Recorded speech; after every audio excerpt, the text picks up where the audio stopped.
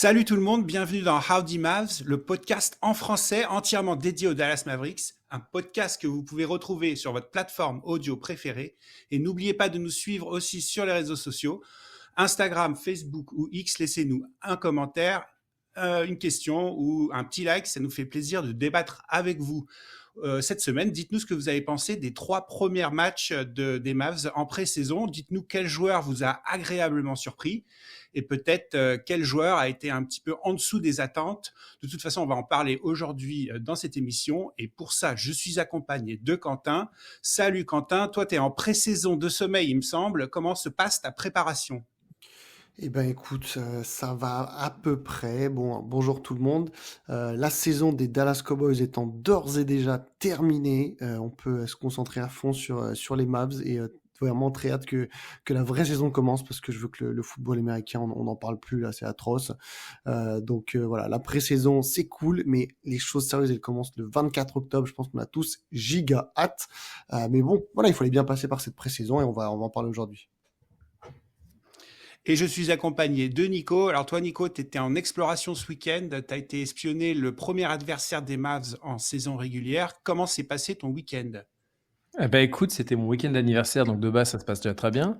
En plus, j'ai le plaisir d'aller à San Antonio, qui est une super ville, et au-delà du tourisme et de l'espionnage des Spurs, ça va très bien. Écoute, j'ai très hâte de voir le premier match de la saison régulière. Nous avons des places d'ailleurs. Je pense que je vais arriver à 13h, voire à 8h du matin, tellement j'ai hâte d'aller voir ce match. Donc vivement, ouais. Ok, alors aujourd'hui, on va passer l'émission pour faire le débrief des 3 premiers matchs de pré-saison. On va bien sûr parler des défaites. Quentin, tu vas nous dire si tu es inquiet de ces défaites. Je crois que je connais la réponse, mais on va quand même en parler. On va parler des joueurs, bien sûr, des premiers instants de Klay Thompson avec un maillot des Mavericks. Et puis on va faire on va passer en revue un petit peu l'effectif pour voir quels joueurs étaient en forme et lesquels étaient un petit peu moins. Mais avant ça, j'aimerais qu'on revienne sur une interview que Mark Cuban a donnée à Shaquille O'Neal dans son podcast. C'était la semaine dernière. Et ça a duré à peu près 1 heure. Il est revenu sur pas mal de points et notamment sur la vente des Mavs de l'année dernière. Alors, je rappelle un peu ce qui s'est passé. C'était en décembre 2023. Mark Cuban a vendu 72% des Mavericks à la famille Adelson. Alors, cette famille, c'est une richissime famille qui est propriétaire de casinos à Las Vegas. Et donc, dans son podcast, Shaq lui a tout simplement demandé pourquoi il avait pris la décision de vendre les Mavs. Alors, toi, Nico, tu as regardé le podcast. Qu'est-ce que tu as pensé de la réponse de Mark Cuban ? Déjà, je trouve que le duo Shaquille O'Neal-Mark Cuban, c'est un excellent duo. Tu sens qu'ils se connaissent très, très bien et c'est deux très bons clients. Donc déjà, de base, c'est déjà toujours intéressant. Après, ouais, je voulais en parler brièvement parce que un des points à retenir, effectivement, c'est Mark Cuban explique un peu en toute transparence pourquoi il a vendu les Mavs. Parce qu'on pourrait se dire, il aurait pu attendre. Quand il les a achetés en 2000, là, c'était 285 millions. Il les a vendus 3,5, là, 3,5 milliards. Une petite bouchée de pain. Donc, il aurait pu les garder pendant quelques temps. Mais c'est hyper intéressant pourquoi il a vendu, en fait. Donc, il explique qu'il y a 2 choses. La première, c'est que il est bien conscient du poids un peu que ça peut représenter pour sa famille et ses enfants qui sont jeunes. Hein. Il disait, il a 3 enfants entre 15 et 21 ans. De reprendre l'équipe, reprendre les Mavs. Il se dit, c'est pas facile à vivre et à gérer. Et, euh, et du coup, il voulait pas imposer ce poids-là et il se disait, il préférait les vendre relativement tôt pour pas mettre cette pression un peu sur ses gamins. Ce qui est à la fois surprenant et qui aussi se comprend et qui est assez mature de sa part. Et le deuxième truc que je trouve encore plus intéressant, c'est qu'il explique un peu combien la NBA ces dernières années a changé et que beaucoup du business se fait aujourd'hui autour de la salle, qui sont un peu vraiment des centres de profit vraiment essentiels. Donc que ce soit rénover ou construire les salles avec les environnements un peu étendus. Et ça, c'est un domaine sur lequel il dit, lui, il n'a pas du tout d'expertise. Tu comprends que ça l'intéresse pas des masses. Et du coup, vu que c'était un peu le point de focus pour les Mavs et pour pas mal de franchises en NBA, lui, il s'est dit, écoute, c'est pas là que je vais apporter de la valeur. Donc, il s'est dit, c'est peut-être aussi le moment pour moi de lâcher. Il rappelle aussi, et c'est marrant, quand il a acheté les Mavs en 2000, il disait que lui, c'était un mec de la tech, hein. C'est un mec de la tech et des médias. Donc, il a grandi avec ça et il a amené la franchise à grandir avec ça. Là, c'est une nouvelle ère. Donc, en gros, il s'est dit, c'est un peu le moment de lâcher le morceau en mettant quelques légers billets dans sa poche au passage. Bon, il y avait eu des rumeurs aussi que les nouveaux propriétaires ils voulaient faire changer la législation au Texas pour que les paris, pour que les casinos soient de nouveau, enfin, soient légaux au Texas. Ça, il n'en a pas parlé. Ouais, bah, c'est un peu associé. Enfin, c'est un peu ce qui est écrit entre les lignes, en fait. Ils disent que la prochaine salle, peu importe où elle sera, ça sera probablement autour d'un resort et d'un casino. Donc, ça en dit long. Bon, après, là, on rentre dans des considérations politiques qui ne sont pas les plus intéressantes. On va rentrer en trop de détails. Mais voilà, je voulais charger ces deux points-là, partager ces deux points-là avec vous. Je trouvais intéressant autour de ce personnage toujours fascinant qu'est Mark Cuban. Alors, est-ce qu'il y avait d'autres moments dans le podcast qui étaient intéressants? Ouais, il y a un autre moment que je voulais partager aussi qui était marrant. Alors tu sens qu'ils sont très complices, Shaq et Mark Cuban. Et un des premiers points qu'ils abordent, c'est le côté Shaq, il voulait absolument aller à Dallas. Donc il disait un peu là quand les Lakers ont perdu contre les Pistons en finale NBA en 2004, c'était vraiment le moment où le beef entre Kobe Bryant et Shaq a vraiment atteint le point de non-retour. Et du coup, Shaq était vraiment parti pousser pour son transfert. Et le premier mec qu'il a appelé, le premier propriétaire qu'il a appelé, c'était Mark Cuban. Parce qu'il voulait absolument jouer avec Nowitzki. Et du coup, il a beaucoup poussé en ce sens-là. Alors du coup, ça t'imagine un peu ce que ça aurait pu donner Dirk et Shaq. C'est improbable de se poser cette question, mais bon, ça s'est pas fait finalement. Donc Shaq est parti à Miami. C'est le GM des Lakers qui a mis un gros veto, qui voulait pas lâcher Shaq à une équipe de l'Ouest. Mais voilà, enfin, c'est aussi marrant de se rappeler ça. Et ça rappelle aussi la passion que Shaq a pour Cuban et pour Dallas. Et combien Cuban est quand même une figure qui réussit à faire venir des talents et des personnalités, à l'image de Shaq. Sacré Watif pour les finales de 2006. Hein.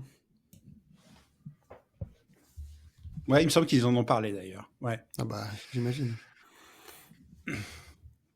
Ok, je vous invite à aller écouter. C'est en anglais bien sûr, mais vous pouvez aller écouter le podcast de Shaq. C'était la semaine dernière. 1 heure avec Mark Cuban, c'était pas mal. C'est un petit peu le bordel chez Mark Cuban dans son bureau. Je ne sais pas si vous avez remarqué. Il a un bureau assez chargé, on va dire. Enfin, c'est un détail. On va passer sur cette pré-saison. Donc, 3 matchs ont eu lieu déjà. Le 7 octobre contre Memphis. Défaite des Mavs 121-116. Le 10 octobre contre Utah, défaite des Mavs 107-102. Et puis le 14 octobre, c'était hier, donc on enregistre cette émission le 15 octobre, c'était contre les Clippers, dans leur nouvelle salle d'ailleurs. À la télé, ils nous ont montré pas mal de choses sur cette nouvelle salle d'ailleurs. Et là, encore une fois, défaite des Mavs, cette fois de 14 points, 110-96. Alors ça fait 3 défaites en 3 matchs. Je sais que c'est la pré-saison, je sais que ça compte pas, mais bon, faut-il en tirer quelque chose de ces matchs? Quentin, j'imagine que tu es très inquiet que les Mavs aient perdu 3 matchs de suite. Alors oui, on peut en tirer quelque chose, collectivement, individuellement, on peut en tirer quelque chose. Après, le fait qu'il y ait des victoires ou des défaites, ça, on en a vraiment rien à faire pour plusieurs raisons. Alors pour rappel, pour ceux qui regardent pas forcément la pré-saison, mais les 3e et les 4e cartons en général ne sont pas vraiment joués par les coachs, c'est-à-dire qu'ils vont sortir les cadres pour donner des minutes à des jeunes joueurs, voire des joueurs qui font partie du training camp, mais qui n'auront même pas de contrat à la fin.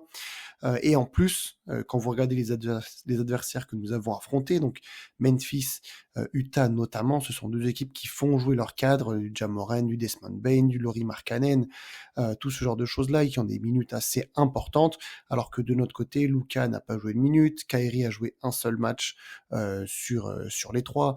Donc voilà, il n'y a aucune inquiétude à se faire, en tout cas sur le niveau des Mavericks dans sa généralité, sur le fait qu'il y ait 3 défaites. Ça, c'est vraiment pas un souci. On n'est pas là pour gagner des matchs en pré-saison. On est plutôt là pour, d'un côté, remettre les organismes en route et d'un autre côté aussi, faire les derniers choix, car il faut faire des petits choix pour les derniers joueurs dont je parlais, les jeunes du training camp, qui c'est qu'on garde, qui c'est qu'on coupe, qui c'est qu'on envoie en G-League, ce genre de choses. Ça sert un petit peu à ça la pré-saison, mais il n'y a aucun affolement à avoir sur le fait qu'il y ait 3 défaites. Après, ça nous donne quand même des indications sur la forme du moment des joueurs, non, juste avant la saison. Ah bah bien sûr, de toute façon, on voit qu'il y a certains joueurs qui sont un peu plus dans le dur sur la reprise que d'autres, et c'est normal, on va parler notamment de Klay Thompson par la suite. On voit aussi que d'autres, bah, ils reprennent là où ils nous ont lâché mi-juin, et ça fait très très plaisir. Mais voilà, la saison elle est extrêmement longue, et je peux vous dire que je parle même pas en avril, hein, mais déjà quand on sera mi-novembre, on les aura oubliés, mais ces matchs de pré-saison, on les aura déjà totalement oubliés. Donc voilà, bon, c'est toujours le passage par lequel il faut passer. Moi perso, si je pouvais choisir, j'aimerais qu'ils soient même pas diffusés ces matchs comme ça. On est, voilà, vous savez, la vraie patience d'attendre le premier match de la saison, le premier qui compte vraiment, ou qu'on dise voilà vraiment le premier match de Klay Thompson par exemple, alors qu'en fait là il aura déjà joué 3 matchs, tu vois, ce genre de choses. C'est vraiment bien pour que tout le monde se remette en route petit à petit, mais pour les spectateurs, c'est quand même assez chiant. Alors parlons-en quand même de Klay Thompson parce que bon, son premier match, c'était, il me semble, contre Utah, et donc c'est la première fois qu'on l'a vu avec un maillot des Mavs. Alors Quentin, vas-y, je sais que tu es un grand fan de Klay, même avant qu'il soit un Maverick, bien sûr. Quelle a été ta première réaction de le voir avec un maillot des Mavericks? Alors bon, premièrement, c'est le fait de ne pas le voir avec un maillot des Warriors qui est le plus étrange, parce que ça fait partie de ces figures qu'on connaît depuis plus de 10 ans avec une seule et même équipe. Et c'est fou de le voir avec un autre maillot que celui de l'équipe qui l'a drafté. Et alors en plus que ça soit celui des Mavericks, ça me rappelle vraiment, ça me ramène à cette époque où bon, il faisait partie des meilleurs joueurs de la ligue, et moi c'était mon joueur préféré hors Mavericks avec Kristaps Porzingis. Donc je trouve ça cool qu'au final les deux soient passés par Dallas. Donc moi vraiment j'étais super excité à l'idée de le voir, et j'ai vraiment hâte de le voir aussi évidemment avec Doncic et Irving, les deux qui jouent, pour qu'ils soient vraiment mis dans les meilleures positions possibles. Mais voilà, c'est sûr, voilà, beaucoup d'excitation quand j'ai vu Klay Thompson s'entraîner, et puis ses premières minutes sur le terrain et son premier catch and shoot, j'avoue que c'était assez jubilatoire. Alors son premier catch and shoot, il est arrivé en deuxième quart-temps, je pense. J'ai noté, hein, c'était tout début de deuxième quart-temps de ce premier match. Son début de rencontre, il avait pas été ouf. Il avait l'air un peu nerveux. Il avait l'air tendu. Il a raté ses premiers tirs. Comment ça s'est passé ces premiers instants contre Utah? Ouais, il en a parlé en fait de ça en conférence de presse juste avant, en disant il n'avait pas été aussi, juste après, pardon, il n'avait pas été aussi nerveux depuis son premier match de finale NBA en 2015. C'est assez surprenant en fait qu'il soit aussi nerveux. On dit long quand même sur la transition qu'il est en train d'opérer. Et bon, a priori, c'était lui le plus nerveux sur le terrain, hein, parce que les matchs de pré-saison, c'est pas les matchs les plus agités quand même. Après, pour moi, ouais, il a fait du Clay 2024.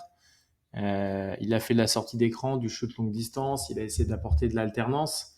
Au final, ouais, sa nervosité, c'est quand même assez vite disparu. Et je pense que quand tu parles de joueurs qui doivent se remettre en route, Clay est un très bon exemple. Il doit se remettre en route. La machine Clay doit se remettre en route dans un nouvel environnement. Donc, je pense que ces matchs de mise en route progressive, bah, c'est un peu le reflet de ce qu'on a vu là sur les quelques matchs passés. Ouais, au final, il a fait un bon premier match. Peut-être un premier quart-temps, il était tendu, mais au final, ce premier match, on était plutôt positif. Ouais, ouais, Oui, bah, après, je suis comme Quentin, moi, hein. Je dirais que tout est à relativiser, c'est de la pré-saison. C'est déjà parfois, on relativise l'importance de la saison régulière. Alors, je vais encore plus relativiser l'importance de la pré-saison. et puis globalement, il joue qu'une mi-temps, enfin qu'une grosse mi-temps en gros. Donc, faut quand même se dire que l'échantillon reste assez petit. Il fait même pas 20 minutes. Et le deuxième quart-temps, au final, il est bon. Et puis, on a retrouvé en fait le Klay Thompson qu'on connaît, même celui après la blessure, c'est-à-dire un joueur qui peut enchaîner des tirs à 3 points très rapidement.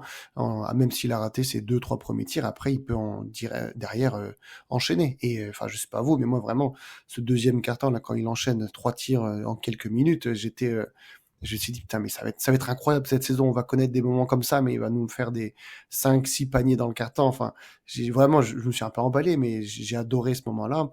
Et voilà, on sait que c'est ce genre de joueur qu'on va avoir. Des fois, il aura des matchs sans, et il en a eu un juste après. Mais de manière globale, c'est un joueur qu'on peut attendre à être aux alentours comme des matchs comme ça, hein, 3/5, 3/6 à 3 points sans trop forcer, quoi.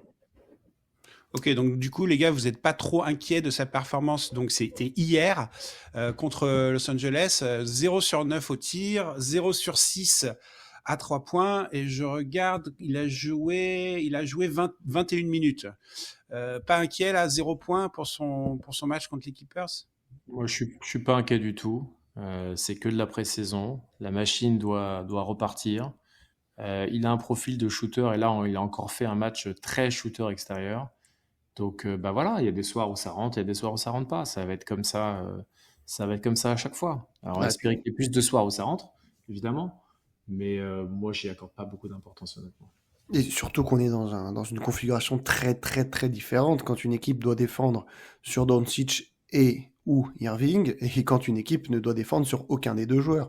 Hier, les deux joueurs ne jouaient pas, donc ça veut dire que tes meilleurs défenseurs, tu peux les mettre sur Klay Thompson et ils collent ils le collent, tu vois. Et c'est des joueurs du coup qui n'ont pas besoin de switcher, d'aller aider sur un Luka ou sur un Irving. Et donc globalement, sur les tirs que Klay prend, il y en a pas mal aussi où il est bien défendu. Donc voilà, ce genre de pourcentage, il va pas les avoir très souvent en saison. Il aura des matchs sans comme tous les shooters, mais des matchs comme cela, je pense pas qu'il en aura beaucoup parce que tout simplement il y avait des positions de tir qu'il ne devrait pas trop avoir en match. Alors s'il faut quand même donner un point négatif, j'espère il va beaucoup réduire le nombre de tirs à mi-distance qui sont quand même des tirs pas très intéressants de sa part. J'espère que quand même on va essayer de rester vraiment plus sur du catch and shoot à 3 points et des cuts vers le panier là où il est excellent, il a un très bon QI basket et puis ça ira bien. Et puis aussi je voulais noter le fait que j'ai beaucoup aimé, il y en a eu 2-3 des actions avec Derek Lively où ils se sont bien trouvés avec des passes, notamment avec rebond, avec un Lively qui coupait par exemple ou vice versa. Ça a été très bien. Donc on voit que même si les joueurs ne se connaissent pas, Lively vient d'arriver, enfin il a que depuis un an NBA, Clay vient d'arriver, il y a déjà une petite connexion qui s'installe et ça c'est cool à voir. Donc Moi, c'est ce que j'attends aussi, Quentin. Excuse-moi de t'interrompre, mais c'est aussi qu'il utilise son intelligence de jeu quand il n'est pas en réussite pour apporter autre chose. hum, À la passe, enfin se substituer un peu sur les soirs où il est un peu sans réussite, qui sache aller au panier, qui sache faire les bonnes passes, et je sais qu'il saura le faire. Donc ouais, zéro inquiétude tout pour à fait. Faut bien se dire un truc, c'est que dans les mauvais soirs, quand les soirs où il sera voilà, pas en réussite, ça reste Klay Thompson. C'est-à-dire que les défenses ne vont jamais le laisser ouvert. Ce qui s'est passé avec Josh Giddey contre OKC, même si Klay Thompson il est à 0 sur 6 à 3 points, jamais de la vie les adversaires ils vont dire on laisse Klay Thompson ouvert. Donc dans tous les cas, même sur un soir où il est off, il est pas dedans, ça reste un joueur qui te fait du spacing et voilà, il apportera toujours comme ça. Mais c'est sûr que bah, dans un mauvais soir, si t'as pas Luka ou Kyrie, et bah, ça se joue un peu plus. Et puis bon, j'ai vu que les gens sur Twitter s'en sont pris à cœur joie, les fans des autres équipes ou les médias généralistes. Mais bon, c'est le jeu, c'est comme ça, mais il y a vraiment rien d'inquiétant pour moi. La saison va être Peut-être. longue, hein. Faut se le rappeler, la saison va être longue. Donc, Ouais. faut pas s'agiter dès les premiers matchs de pré-saison, comme il faudra pas s'agiter dès les premiers matchs de saison régulière. Ça va jouer sur la durée, c'est un marathon la saison régulière. Donc, on respire un grand coup, Mhm. ça va bien se passer et on fait les comptes dans 2, 3, 4, 5 mois. C'est ça. On rappelle que les premiers matchs de Grant Ok les Williams gars. avaient été Rien à exceptionnels. rajouter sur Klay Thompson? Si Non, on vous est avez bon, on rien est à bon. rajouter, j'aimerais qu'on parle d'autres joueurs, notamment des joueurs qui sont potentiellement en remplacement de Dante Exum. On avait parlé pendant notre preview que Exum serait probablement dans les 10 joueurs majeurs de cette rotation. Et puis malheureusement, ben, on sait qu'il est blessé d'ailleurs assez gravement. Il a eu une opération au poignet, il va être absent, je crois, 3 mois au moins. Donc, cette pré-saison, c'était quand même intéressant de voir quel joueur allait pouvoir prendre sa place. Et on a un petit élément de réponse, notamment dans les matchs contre Utah et puis hier contre Los Angeles. Il y a un joueur qui a quand même pris la lumière un petit peu, c'est Quentin Grimes. Il a été excellent contre les Clippers. Comment tu l'as trouvé, Quentin? Bah, moi, j'ai adoré, bien entendu. Ah, C'est Quentin nous a quittés, je crois. Alors moi, je peux vous dire 20 points, 7 sur 11 au tir, 3 sur 7 à 3 points en 22 minutes. Quentin Grimes, il a été excellent des Vous deux m'entendez? côtés du terrain. Ah, ça y est, tu es revenu. Ah, On a J'étais en train récupéré de... Quentin pour parler de Quentin. bah, non, Voilà. écoute, j'étais bon. Écoutez, j'étais avec vous, donc j'ai tout entendu. Donc oui, oui. Donc mon homonyme, j'ai été est très très content de voir ce qu'il a pu apporter. Surtout parce que on a vu qu'en fait en sortie de banc, tout de suite, il a apporté du shooting. Et c'est clairement le genre de profil que tu as envie d'avoir dans un match, notamment pour quand tu as une certaine avance, par exemple, garder le pied sur l'accélérateur, comme on dit, et creuser un petit peu cette avance. Et le genre de joueur comme Grimes, c'est vraiment excellent. Et hier, alors que voilà, le match il débutait très bien, bah, Grimes il est arrivé et pareil, ça nous a laissé sur cette lancée. Et la première mi-temps, elle est aussi globalement réussie grâce à lui. C'est un apport très très rapide et sur les sorties d'écran, il a été très très bon. Il s'est même permis à un moment, en angle zéro, de prendre un tir alors que à sa droite, à 2 mètres à droite, il a Klay Thompson totalement ouvert. Et bah ça a fait ficelle. Non, vraiment, c'était une très très grande satisfaction. Et va falloir regarder de près ce qui va se passer dans les premières semaines, premiers mois avec Quentin Grimes, parce que ça pourrait rapidement discuter, pourquoi pas, d'une extension, d'une prolongation de contrat, hein, si l'aventure se passe bien entre Mavericks et Quentin. Parce qu'en plus, Quentin, défensivement, il est fort. D'ailleurs, c'était sa force à la base. Mais là, on a été surpris par son apport offensif. Mais défensivement, il est censé être très bon. Très bon, oui, en tout cas, clairement, c'est un bon défenseur. Il a des démonstrations qui sont intéressantes, notamment pour défendre à l'extérieur. Et on en aura besoin clairement sur la saison. Euh, Non, voilà, vraiment, c'est une très bonne surprise. Ça confirme en tout cas les bons points en tout cas qu'on voyait dans son arrivée, notamment avec la perte d'un Josh Green. Donc à confirmer évidemment, hein, mais ça reste que de la pré-saison. Mais de ce qu'on a vu là, c'est très très bien. Et puis ça pose la question de voir comment on va débuter la saison dans la rotation, ou quelle sera sa place. Septième joueur, huitième joueur, ça semble pas déconnant. Bon, alors à ce poste, il est en compétition avec Jaden Hardy. Donc Hardy, il a joué les 3 matchs, il me semble. Et à certains moments, il est incroyable. Et puis à certains moments, on a envie de lui dire de se calmer. Nico, qu'est-ce que tu as pensé de Hardy? C'était le même Hardy que l'année dernière? Moi, je trouve que Hardy a fait du Hardy. C'est-à-dire qu'il a alterné des moments d'éclat avec des moments où tu te dis, mais genre, appuie sur la pédale de frein, réfléchis à ce que tu vas faire, au lieu de partir à 500 à l'heure. Donc pour moi, c'est Hardy depuis qu'il a rejoint les Mavs. Beaucoup de potentiel, capable de prendre feu, capable à l'inverse d'être horrible et insupportable à voir jouer, combien il peut avoir un déchet important certains soirs. Voilà, après, il est jeune, il va s'améliorer, il a un beau potentiel. Ouais, il a des coups d'éclat, il a aussi des moments où tu as l'impression que c'est un cadet 14 ans, quoi. Après, pour moi, pas le même profil du tout que Quentin Grimes, hein. Grimes, il a gagné sa place à New York sous Thibodeau avec de la défense et des shoots extérieurs, beaucoup moins créateur que Hardy. Et je pense qu'honnêtement, Grimes, surtout que les Mavs, ils vont manquer de ce profil-là, de profil plutôt défensif sur les lignes arrière. Il a une belle carte à jouer sur ce rôle-là, et encore plus s'il est en réussite à l'extérieur. Mais pour revenir rapidement sur Hardy, ouais, il a fait exactement ce que j'attends et ce que j'aime bien et j'aime pas de lui. Et c'est pour ça d'ailleurs qu'on disait que j'étais assez sceptique moi sur le fait de le garder. Alors maintenant, là, Exum est parti, donc il a un peu plus d'espace et plus de minutes. Je sais pas quel est son plafond réel à Hardy en fait, à quel moment son intelligence de jeu va s'améliorer. Ouais, bon, sur ce point, bon, je pense que vous connaissez mon avis. Je pense que le plafond, il est pas très très loin pour Hardy. Les premiers matchs, enfin, sur ces matchs-là, effectivement, il commence avec 0 sur 6 à 2 points le premier match, 1 sur 5 à 2 points au deuxième match.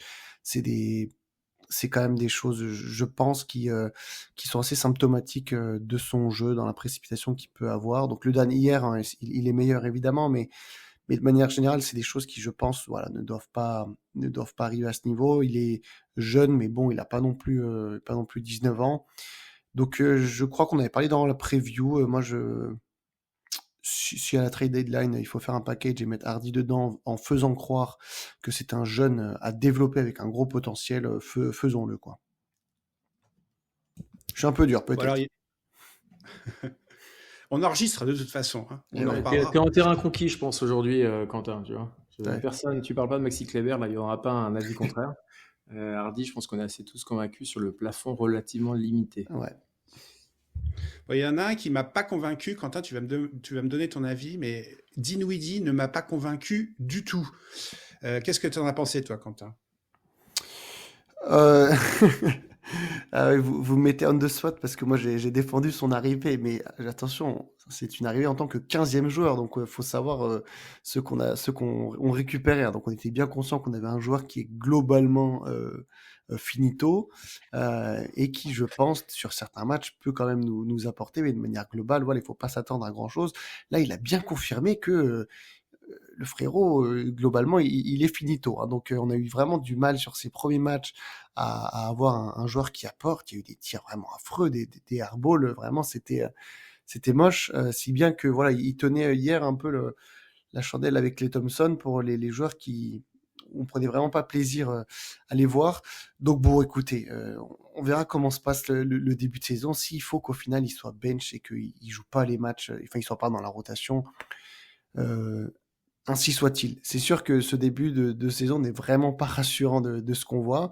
Je maintiens quand même qu'il peut apporter sur certains matchs où des fois on aura des besoins, notamment d'expérience au poste de meneur, ça pourrait être intéressant. Euh, mais globalement, ça reste inquiétant, voilà, le niveau qu'on a pu voir de lui ces derniers temps. Mais Sur Dallas ces a trois matchs. besoin d'un troisième ball handler, non? Il me semblait que c'était lui finalement qui alors c'était Exum, mais vu qu'Exum est blessé, ben, c'est lui naturellement. Eh ben, oui, surtout que c'était lui dans le très beau run de 2022, c'était clairement lui le troisième ball handler. 2022, c'était il n'y a pas si longtemps, quoi. Donc c'est pour ça que je vais pas non plus être défaitiste avec Spencer Dinwiddie en disant qu'il faut direct le cut et le dégager. Voilà, c'est un contrat minimum. Il y a zéro prise de risque là-dessus et il faut clairement le garder, notamment dans le cas où on ait des absences longue durée ou moyenne durée de Luka ou de Kyrie, ça sera toujours bien d'avoir ça sous le coude. Après, le niveau qui montre nous fait dire que globalement, pour gagner des matchs, en tout cas disputés, il faudra peut-être pas qu'il passe trop de temps sur le terrain.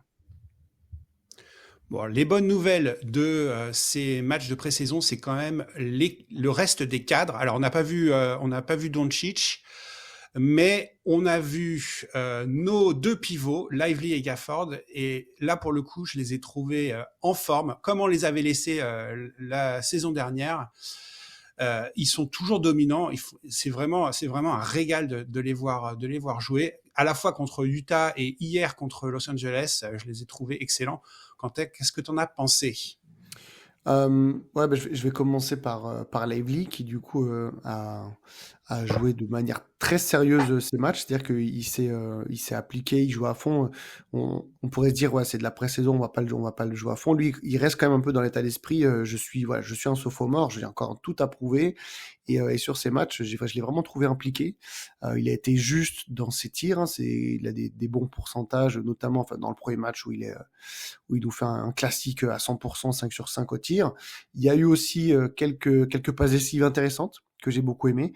Et de manière globale, ce qui est cool, c'est que, notamment dans les deux premiers matchs où PJ Washington ne jouait pas, il a aussi été très vocal dans les instructions défensives. Et ça, c'est clairement un aspect sur lequel on l'attend, où on veut qu'il s'améliore et qu'il devienne un patron de l'équipe avec Washington. Et c'était cool, c'était vraiment cool de le voir prendre au sérieux ses premiers matchs et se placer en tant que cadre de cette équipe comme il va être dans les mois à venir. Donc ça, ouais, ça commence direct pour lui, c'était déjà sérieux. J'ai bien aimé, ouais. Et puis ça sera encore mieux quand on retrouvera Luka pour lui donner des ballons en attaque, parce qu'on a vu que des fois ça allait le chercher, mais bon, on s'appelle pas tous Luka Doncic et ça a créé pas mal de turnovers en allant chercher nos big men. Et hier face aux Clippers, on en fait je sais pas combien des turnovers, mais voilà, ça sera 29, je encore crois. mieux. Oh putain. Bon, voilà, quand on aura Luka à nouveau pour nous faire des super balais hoops, il y en a déjà eu hein, hier, mais là ça sera encore plus jouissif. Mais ouais, les débuts de Lively sont très bien et clairement il reprend là où on l'avait laissé face à Boston. Il s'est même permis un petit 3 points hier. Bon, il rentre pas, mais j'ai bien apprécié l'arc de cercle du tir. Ça m'a rappelé du Nowitzki, parce que Nowitzki avait un tir très très très arqué, où des fois le ballon sortait même du cadre. Et pour le coup, j'ai trouvé que la forme était pas dégueu, hein, pour Lively, et donc pour ce tir-là. Donc j'ai très hâte qu'il mette son premier tir à 3 points de la saison régulière. En tout cas, le débat Lively ou Gafford, il n'est pas prêt de s'arrêter, puisque Gafford a été très bon aussi. Je l'ai trouvé plein d'énergie, comme on l'aime, à la fois en défense et en attaque. Nico, un petit commentaire sur Gafford. Ouais, moi j'aime vraiment bien Daniel Gafford là. T'as l'impression que c'est le mec le plus à bloc de l'effectif. Je pense qu'il fait un match le dimanche matin, il sera à 600% Daniel Gafford. J'ai l'impression que même en match de pré-saison, il était complètement au taquet. Et c'est bien, c'est pas le plus talentueux, mais je pense qu'il le sait. Donc il compense toujours avec énormément d'énergie et d'agressivité des deux côtés du terrain. En plus, tu sens qu'il a pris du muscle pendant l'été, là, ça se voit. Donc ouais, il était impressionnant la seconde partie du match là, contre Utah. Il était vraiment impressionnant des deux côtés du terrain.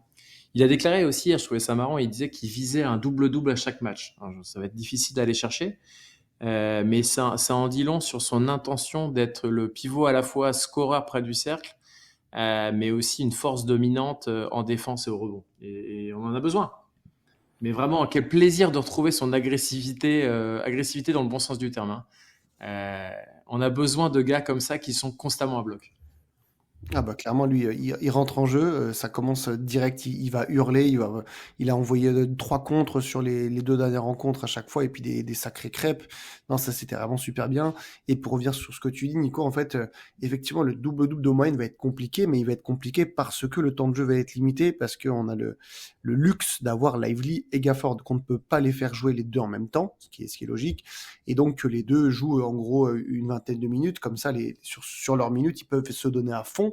Mais clairement, si Lively venait à se blesser, ou si Lively n'était pas là, Gafford, le double-double, il l'aurait tous les jours, hein, parce que là, sur moins de 20 minutes, il arrive quand même à prendre assez facilement 7, 8 rebonds, ce genre de choses. S'il avait les minutes d'un match complet, le double-double, il l'aurait tous les jours. Mais voilà, on va pas se plaindre d'avoir ces deux joueurs en pleine santé avec autant d'énergie. C'est trop cool d'avoir des mecs qui rentrent et puis qui se donnent à fond comme ça, sans avoir peur, en se disant je vais peut-être laisser trop d'énergie. Non, j'ai aussi mon pote qui est là pour me remplacer, et puis pour assurer au poste 5. Ouais, ce que j'aime bien en plus, je pense qu'ils ont quand même des profils quand même relativement différents. Tu sens que le plafond de Gafford, il est moins élevé. Par contre, il a l'intelligence de juste faire ce qu'il sait faire. C'est-à-dire qu'il ne va pas se lancer dans des trucs compliqués, il va se concentrer sur ses forces. Et ça, c'est une vraie qualité pour moi, hein, de se dire je me concentre sur ce que je sais faire et bien faire. Parce que le plafond de Lively il est plus élevé, et tu le vois déjà rien que par l'image de son shoot extérieur. Il a un plus haut potentiel et ça lui prendra du temps probablement pour développer pleinement. Mais j'aime bien ce profil un peu moins exceptionnel, moins talentueux, mais le gars de la soute, quoi. Le soutier qui est capable d'enfiler du coup le costume du dur à cuire. Bien sûr. Bah, rien que par la taille aussi, ça, bon, il peut rien, mais c'est sûr que Gafford, on oublie, hein. Des fois, il nous fait des perfs de 7-footer, mais si le mec faisait 2m13 ou voire plus, ça serait vraiment quelque chose. Là, bon, il a un poil petit pour le poste 5, mais malgré ça, il arrive à dominer. Ouais, totalement d'accord avec ce que tu dis. Bon, alors, 2 autres cadres qui ont joué pas beaucoup pendant les 3 matchs. Kyrie, il a joué une mi-temps contre Utah. PJ Washington, on était content de le revoir hier contre les Clippers. Il a aussi joué une mi-temps. Mais pour les deux, retour réussi, hein, pas de souci. Ça, on est confiant. Nico, bonne perf de Kyrie. Et puis PJ, hier, il était bon, hein. Ouais. Bon, une nouvelle fois, c'est la pré-saison, donc rien d'extraordinaire. Kyrie allait saluer la foule et fait son petit passage. PJ Washington aussi. Relancez bien la machine physique. Restez en forme, la saison commence bientôt. C'est surtout ce que j'ai kiffé sur PJ. Bon, comme Kyrie, voilà, c'est classique. Mais PJ Washington, hier, il a joué dans un match où ni Luka ni Kyrie n'étaient là. Et j'ai trouvé que, même si c'est que de la pré-saison encore, il a quand même réussi en fait à un petit peu step up et à se montrer. comme on aura envie de le voir dans des moments où les deux joueurs ne pourraient pas être là. Et il a tout de suite apporté. Leader vocal et leader aussi dans le jeu. Ça a été très bien. Les tirs qu'il a pris étaient bons, des bons pourcentages, des rebonds, des interceptions. Non, c'est super cool. Super cool. J'ai adoré PJ Washington et ça peut vraiment devenir la très très très bonne surprise de cette année. Il peut changer de statut, PJ, je l'espère. Très très hâte de le revoir en tout cas de manière régulière ce type. Pareil, pareil. Vraiment, je réécoutais un papier là, aujourd'hui là, qui parlait du trade de PJ Washington vers Dallas. Qu'est-ce que je suis content qu'ils aient pris PJ Washington et pas Kyle Kuzma. Je pense que c'est vraiment pas du tout la même équipe avec lui. Je pense que le profil de Washington est vraiment nettement plus positif. Ok les gars, j'aimerais qu'on parle vite fait de Naji Marshall. Quentin, on l'a pas trop vu. Qu'est-ce que tu en as pensé? Alors bon, c'est vrai qu'il a été globalement discret, Najee Marshall, avec des pourcentages qui étaient pas exceptionnels. Néanmoins, j'ai bien aimé certains moves où je me suis dit, ah bon, il fait ça avec des Eurostep sympas. Bon, certains où il loupe la finition, c'est dommage parce il a fait le plus dur. Donc voilà, je reste assez intrigué. Mais c'est clairement un joueur qui, pour moi, doit jouer au moins une grosse quinzaine de minutes sur les premiers matchs de saison, parce qu'il y a clairement là un profil qui peut faire du bien à cette équipe dans la second unit. Donc voilà, bon, je connais pas encore très très bien le joueur. Je reste intrigué, je reste assez confiant sur le fait qu'il y a quand même tout ce qu'il faut pour qu'il puisse bien s'intégrer à cet effectif. En tout cas, il a un profil qui va bien pour l'équipe. Ouais. Sinon, un autre joueur qu'on a vu, notamment contre Utah, puisque PJ Washington n'était pas là, donc on a vu pas mal de Olivier Maxence Prosper contre Utah. En revanche, hier, contre les Clippers, il a à peine joué. Il a joué en fin de quatrième quart-temps. Mais contre Utah, quand même, 10 points, 10 rebonds, c'était pas mal. Bon, Nico, un petit commentaire sur notre Omax francophone? Ouais, bah écoute, il continue les tests, je dirais. Et on est tous convaincus il a le potentiel physique pour. J'ai l'impression que Kid, il cherche toujours un peu à le tester, voir un peu ce qu'il peut donner. C'est encore le point d'interrogation. Donc, c'est un moment parfait pour le tester et voir un peu ce qu'il peut apporter à court terme. On nous a fait remarquer très justement dans les commentaires d'une vidéo que Marshall pouvait aussi jouer au poste 4 et est une alternative intéressante à PJ Washington, ce qui est très juste. Moi, je crois... effectivement, c'est une très bonne remarque. Je suis curieux de voir ce qu'il peut donner sur les postes 3 et 4, ce qui gratterait un peu du temps de jeu à notre Omax, effectivement, francophone préféré. Mais parfait, testons et voyons après ce que ça peut donner. Bon, il y a un dernier joueur que j'aimerais qu'on cite parce qu'il m'a vraiment surpris. Je ne savais même pas qu'il était dans l'effectif. C'est Jasian Gortman. Honnêtement, dans le premier match contre Memphis et là hier contre les Clippers, il a été incroyable, notamment au tir. Quentin, il mérite pas une place dans l'effectif, au moins en two-way?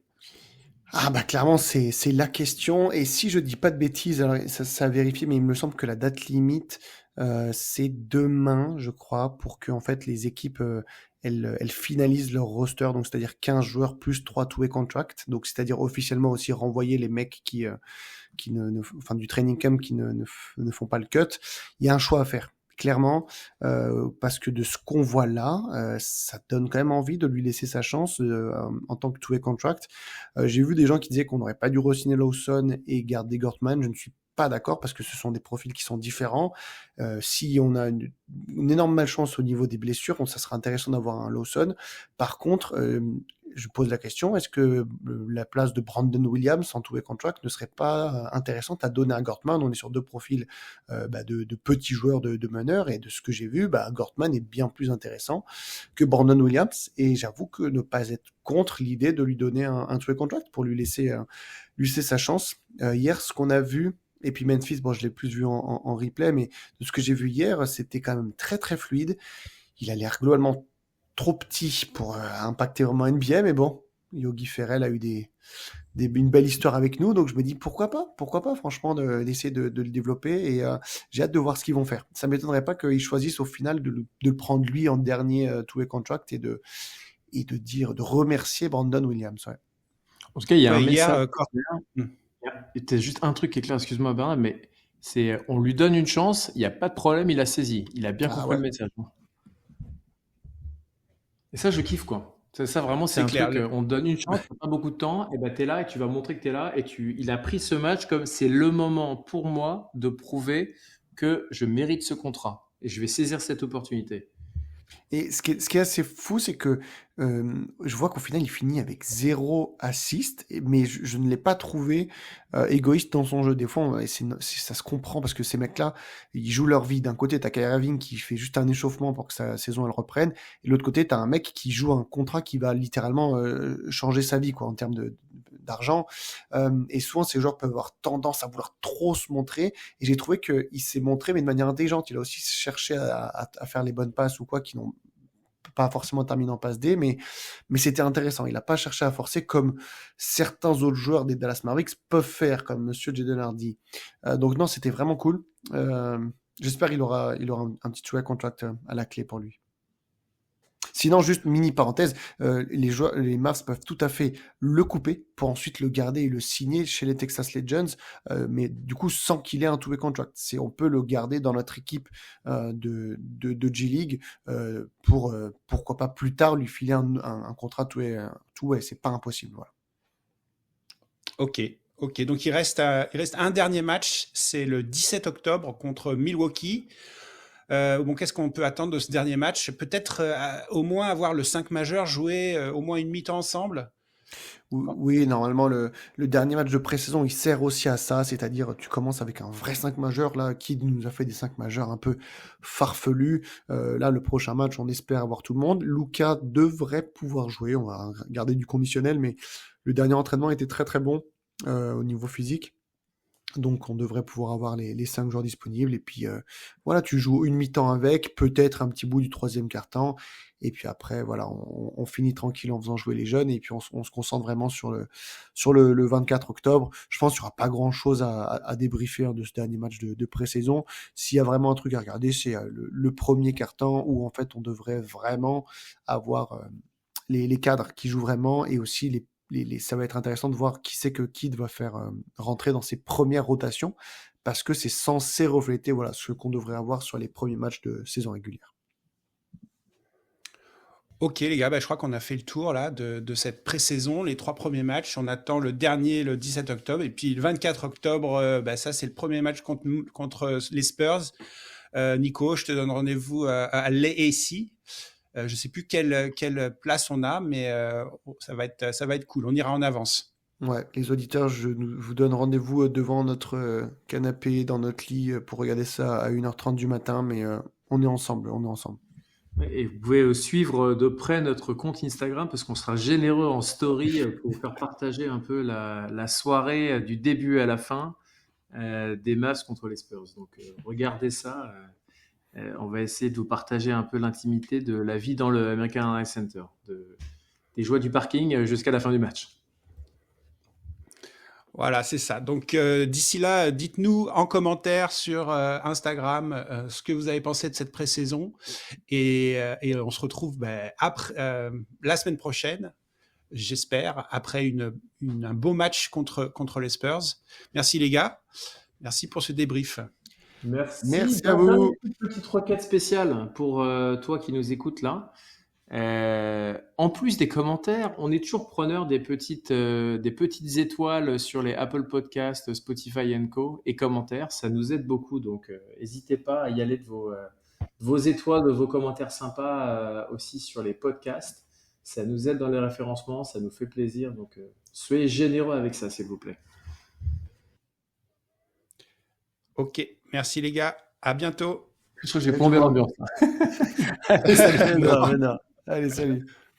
Ciao. Salut.